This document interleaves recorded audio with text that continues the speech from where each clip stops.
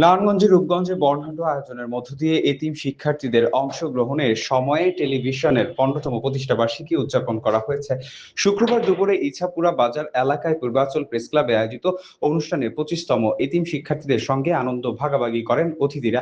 Purbachal press ক্লাবের সভাপতি রাশিদুল ইসলামের সভাপতিত্বে অনুষ্ঠানে প্রধান অতিথি ছিলেন সহকারী পুলিশ সুপার মেহেদী ইসলাম এবং বিশেষ অতিথি ছিলেন রূপগঞ্জ থানার ওসি এইচ.এম.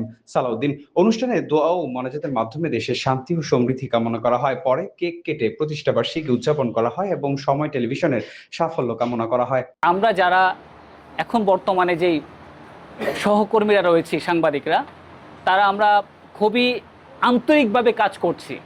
কারণ হচ্ছে এমন একটা বন্ধন আমাদের মধ্যে সৃষ্টি হয়েছে। আমি মহান আল্লাহ তাআলার কাছে এই দোয়া করি যেন এই বন্ধনটা যেন আমরা মরণের আগ পর্যন্ত রাখতে পারি।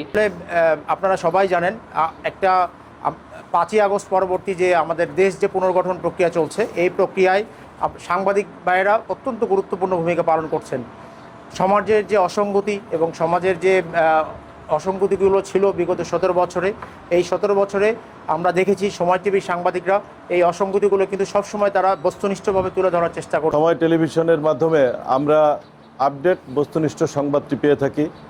আমি ব্যক্তিগতভাবে যখন সংবাদ দেখার মতো কোনো ইস্যু বা সময় পাই, আমি প্রথমেই সময় টেলিভিশনটাই দেখি এবং আমি মনে করি সময় টেলিভিশনের প্রচারিত সংবাদটি সর্বাধিক বস্তুনিষ্ঠ এবং দেশের মানুষের চাহিদা পূরণের, দেশের মানুষ যে সংবাদ বা বিশ্বের মানুষ যে সংবাদটি দেখতে চায়, বস্তুনিষ্ঠ সংবাদ, সত্য সংবাদ, এই সংবাদটি সময় টেলিভিশনই করে থাকে, প্রচার করে থাকে।